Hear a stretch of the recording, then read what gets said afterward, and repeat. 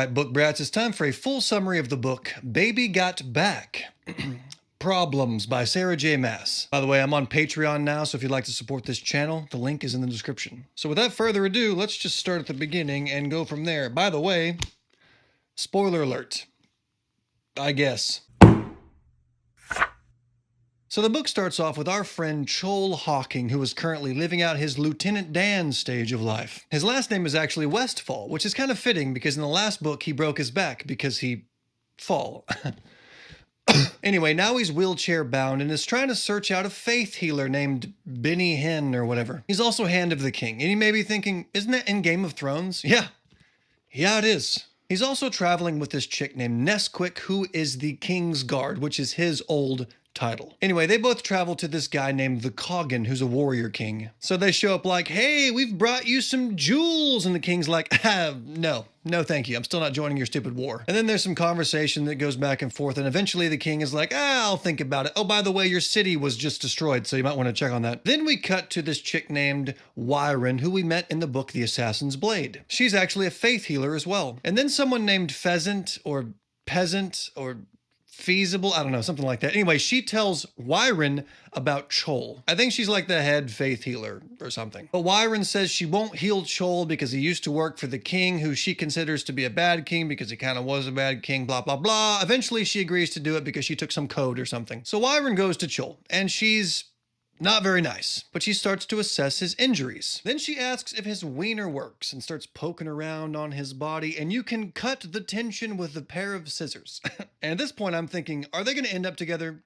Is this book that predictable? Then Nesquik goes to chat with her family while Chol goes to the prince to chat about the hometown attack. Then he and Nesquik bicker a little bit later. Then he and Wyron bicker a little bit. Chol, buddy, I think you're the problem. Anyway, she starts working on him and discovers that there's some darkness inside of his wound. So she asks him, hey, how did this injury happen? What was going on? And he's like, I can't tell you. Well, I think the doctor should know, Chol. It's like when a teenager gets hurt, but they got hurt while they were drunk or on drugs. So when the doctor asks them what happened, they have to be all weird. Like, oh, we just love apples. And we were picking apples from the apple tree and just gravity, you know? Then Chol eventually tells her some of the story. So Wyron decides she needs to go to the library to do a little research because at this point in time, no one had Google. I mean, they have magic in this world, but apparently that magic is not as good as Google.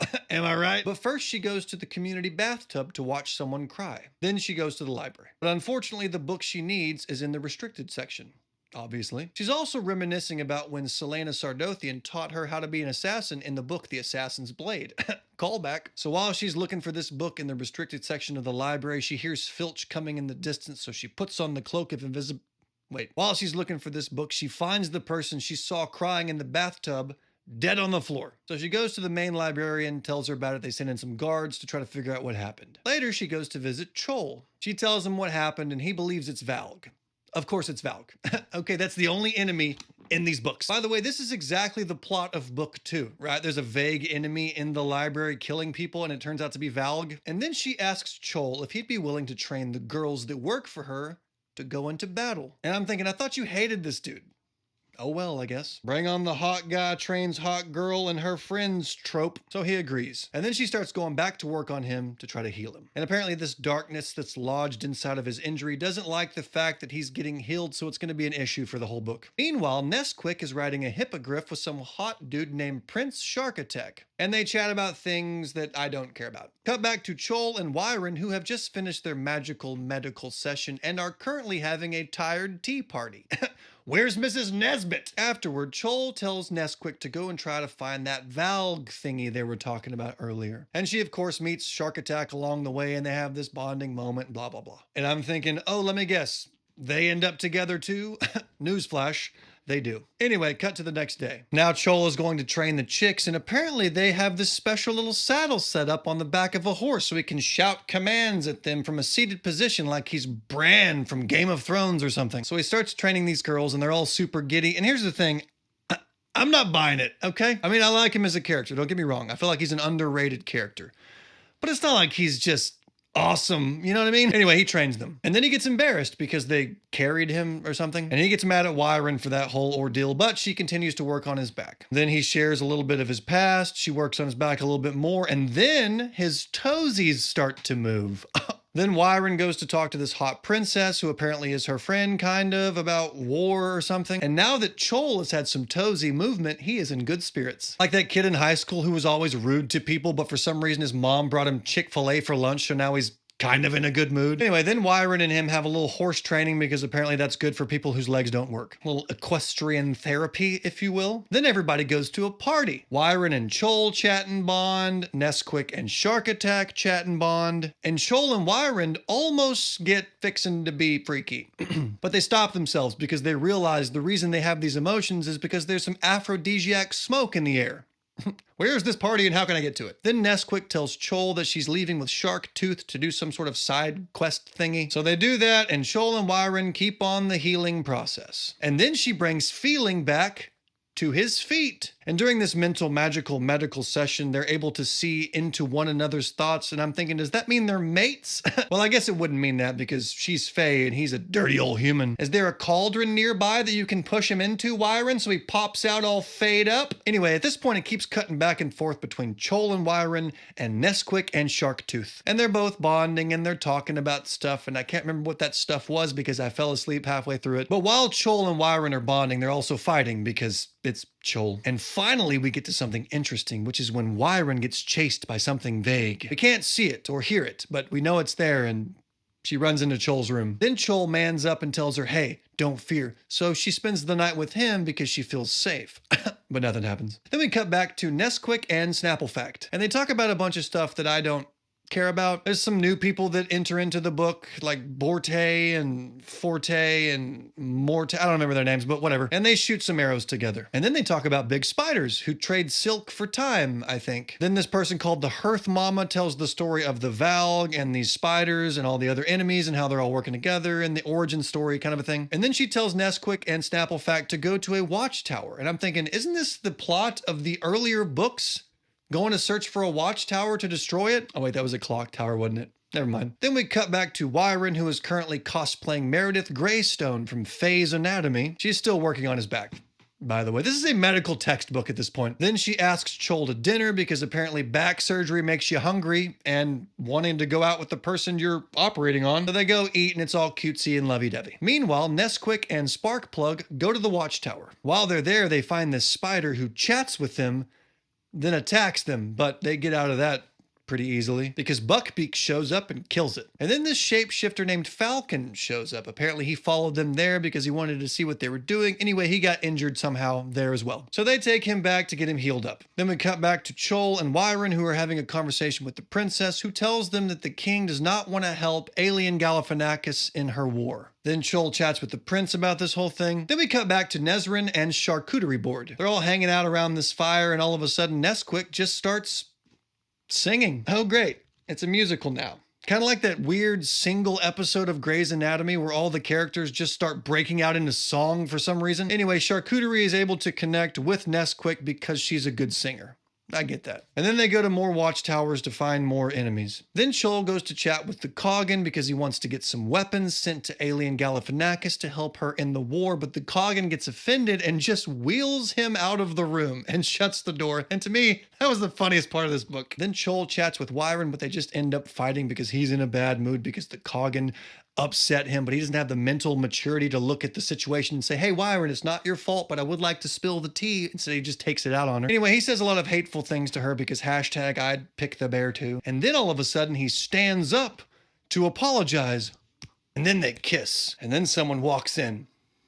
Always. It's like when you're a teenager and this girl comes over and you're just innocently sitting on the couch watching TV, but your hands touch and all of a sudden you lean in for the first kiss and then your mom walks in the room to ask you if you have any dirty underwear because she's doing laundry. Anywho, then Wyron starts working on his back again.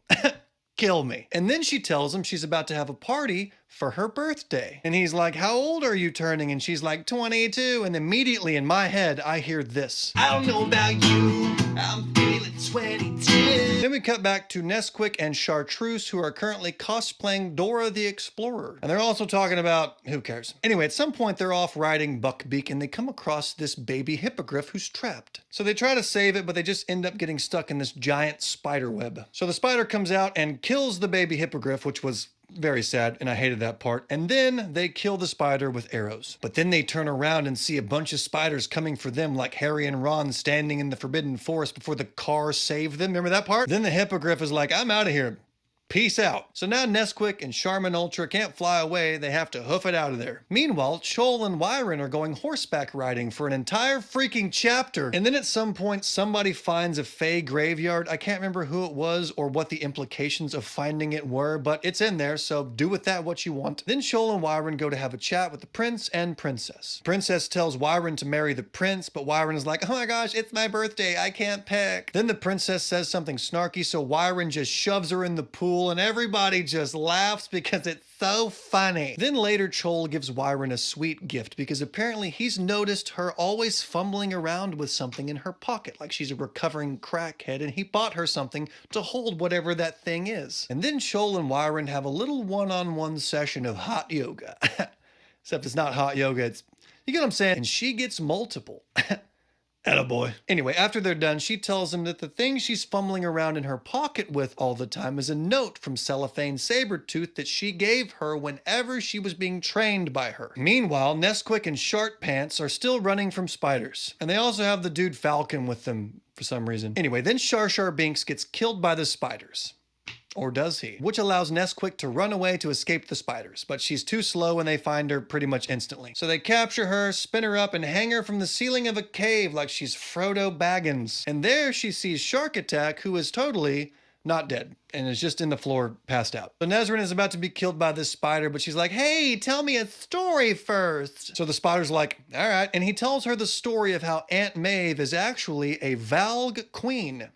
Probably should have seen that one coming. I mean, I knew she was bad, but I didn't know she was Valg bad. I figured she was just kind of like the Professor Umbridge versus the Voldemort. I mean, they're both bad, but they're not really working together kind of a thing. So the spider finishes this story and Nesquik is like, please keep talking. So the spider does. Hey, spider, first rule of killing someone, don't delay, because it's going to come back to bite you. Anyway, then Falcon shifts into a spider to help them escape, so they do, and they start running away. But then they're about to get caught again because they suck at escaping, so Falcon tries to sacrifice himself, doesn't really pay off, but then a bunch of hippogriffs and riders come in to save the day. Cut back to Chol and Wyron. Apparently someone broke into their room. And then they go back into back surgery, but this time he gets healed. Finally! Then Chol sends word to Nesquik to come back, please. And then Wyron tells Chol that she believes now she can heal anybody infected with the Valg disease. I guess she's really confident now because of her healing of Chol. Let's pump the brakes on that, Wyron. It's one person, and it's Chol. One magic back tickle, and all of a sudden you're a professional in the dark arts? Calm down. You sound like the guy who just won the hot dog eating competition and now feels like he can do anything. Anyway, then Chol and Wyron go to meet with somebody, but she isn't there. She's apparently missing. So they go to search for her in the tunnels of the library, as you do. And they find her there being held hostage by some Valg person. Apparently the Valg person is actually the princess. That was another thing I should have saw coming. So apparently the Valg has taken over the princess's body, like a shy guy at a club who finds himself out on the dance floor because he's had too much to drink and now the music is just hitting right. Anyway, so they want to free the girl she's holding hostage and they want to free the princess from the Valg. So they all start fighting. Chol breaks his back. Again. That part made me really mad. We just spent 600 pages fixing your back and you just go and break it again? That's like standing in line for a ride at Disney World for 5 hours and finally getting up to the front and realizing the ride is out of order. Anyway, then Wyron heals him up real quick, but she has to make a deal with death in order to do that. The deal is basically, hey, now you're both connected, so if one of you dies, the other dies as well. Also, his health depends on your level of magic. So I guess it's like a video game now. Whenever your character's magic meter depletes and you're worthless, so you gotta run around till it fills back up. So basically his life will vary between perfectly healthy and wheelchair bound depending on her mental state. And my first dumb thought was, what about when she's on her period? Y'all are both gonna suffer now. Anyway, then they're able to heal the princess who was overtaken by the Valg, which makes the main King Coggan guy realize that the enemy is pretty severe and now he wants to aid in the war. And that's what they've been trying to do this whole time, was to get him on their side, so it all worked out. Then Chol and Wyron get married, and the book ends with alien Galifianakis being tortured. Long story short, why? Why did this book need to exist? This could have been a footnote. Come on, Sarah. It's not that it was written bad, it's just that it was written. I've talked to other people who have read this who said this is their favorite book in this series, which doesn't make sense to me because I have what we could call good tastes. It's a change of pace from the previous book, but it's not a bad book. But I am still going to give it 2.8 stars. Stay tuned for Kingdom of Ash.